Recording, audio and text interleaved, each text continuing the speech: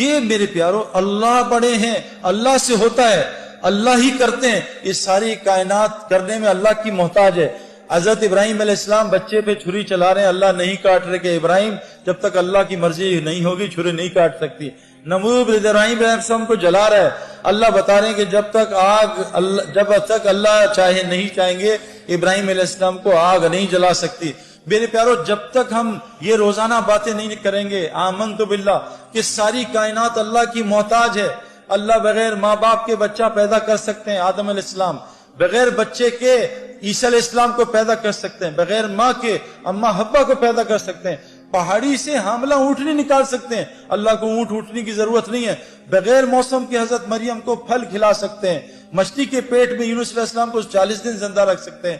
اے میرے دوستو، اے میری بہنوں بھائیوں، ہم کو یہ روزانہ سننا بولنا پڑے گا۔ یہ دیکھو جسم جو ہے نا، دیکھو جسم یہ آج اللہ کی اطاعت پہ کیوں نہیں آ رہا؟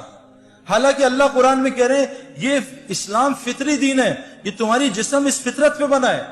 آنکھ جیسی لڑکی دیکھے نظر نیچی ہو جائے، یہ فطرت ہے۔ آنکھ کا نابہم لڑکیوں کو دیکھنا فطرت کے خلاف ہے، اسی لیے تو دل بے چین ہوتا ہے۔ حرم میں گئے، حرم میں غلط پارکنگ کر دی اور حرم کی نماز پڑھی شیخ سدیس کے پیچھے، ایک مخلوق کا حکم توڑا، اب نماز میں بے چین ہے، یار گاڑی غلط پارک کر دی۔ ایک مخلوق کے حکم توڑنے سے حرم کی نماز میں دل بے چین ہے۔ میرے پیارو خالق کا تم حکم توڑ کے ہم چین آ جائے گا ہمیں؟ خالق کہہ رہے ہیں لڑکیوں نظریں نیچی رکھو، مردوں کو مت دیکھو، قرآن ہے یہ، سورہ نور اٹھائیں، اے مومن مردوں نظریں نیچی کرو، لڑکیوں کی طرف نہ دیکھنا۔ اور یہ میں آپ کو کنفرم بات بتا رہا ہوں، میری بات یہاں سے جائے گی یہاں سے نکل جائے گی، وہ لڑکے لڑکیاں جو نامحرم کو دیکھتے ہیں ان کو ہدایت ساری دنیا کے ولی مل جائیں، ہدایت مل جائے۔ یہ سب سے بڑی بیماری اس وقت معاشرے کی میرے اندر بھی تھی، میں نے ان کو بند کیا 4 مہینے، تو میں آپ کو بتاؤں اللہ نے کیا دکھایا۔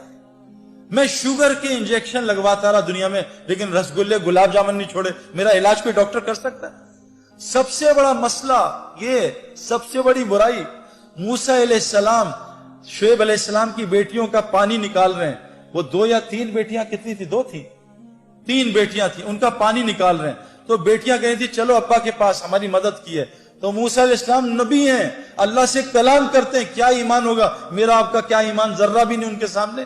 وہ کہہ رہے ہیں تینوں لڑکیوں سے تم میرے پیچھے چلو، تم آگے چلو گی اور ہوا اڑے گی اور تمہاری قمیضیں تمہارے کپڑے ہلیں گے، میری نظر نہ پڑ جائے، تم پیچھے چل کے راستہ بتاؤ۔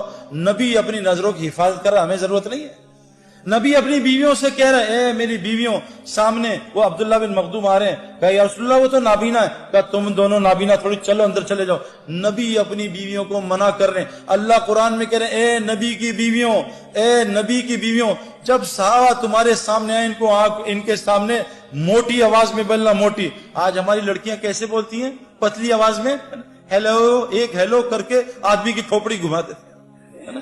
میرے پیارو کیا نظام! شوہر آ گیا تو سخت آواز میں بات کر۔ میں اکثر اپنے محرم عورتوں کو فون کرتا ہوں نا، جو میری محرم ہو، ان سے کہتا ہوں بھائی نامحرم مرد بول رہا ہوں، ذرا میٹھی آواز میں بات کر لینا۔ آج کیا ہے میرے پیارو، یہ اتنا بڑا مسئلہ ہے، لیکن میرے پیارو اس کو کنٹرول کرنے کے لیے ایمانی وولٹیج بہت چاہیے۔ یہ ہے نا، یہ لائٹ اور پنکھا یو پی ایس سے بھی چل جاتا ہے، اے سی کے لیے جنریٹر کی بجلی چاہیے، یہ نظروں کی حفاظت کے لیے ایمان چاہیے جنریٹر والا، وہ تو اندر آ نہیں رہا، وہ ٹرپ کر جاتا ہے بار بار، ٹرپ ٹرپ ٹرپ، بات سن کے کیوں؟ کہ ایمان کی کمزوری۔ تو تبلیغ میں میرے پیارو اس ایمان بنانے کی محنت ہے، وہ ایمان بنے گا اس طرح جیسے حضرت محمد صلی اللہ علیہ وسلم نے بنایا صحابہ کا۔ اس کے لیے میری سب سے پہلے آپ سے گزارش کہ حضور کی مسجد میں 4 حلقے لگتے تھے، ایمان کا حلقہ، ایمان کے آمنت باللہ، روزانہ اللہ کو بولا سنا کریں۔ 4 رستوں سے کلمہ دل میں جاتا ہے۔ دیکھو پیٹ گولی، سر میں درد ہے گولی منہ میں ڈالی، پیٹ میں درد ہے گولی منہ میں گئی، گھٹنوں میں درد ہے گولی منہ میں گئی۔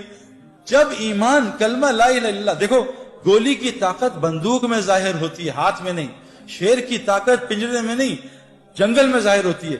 کلمہ لا الہ الا اللہ کی طاقت انسان کے دل میں ظاہر ہوتی ہے۔ جس دن یہ کلمہ 4 رستوں سے جاتا ہے، جو آپ سن رہے ہو یہاں سے دل میں اترتا ہے، لیکن یہ دوائی روز کھانی پڑتی ہے۔ یہ بتاؤ کوئی ایسی دوائی ہے جو روز کھائے بغیر شفا دے دے؟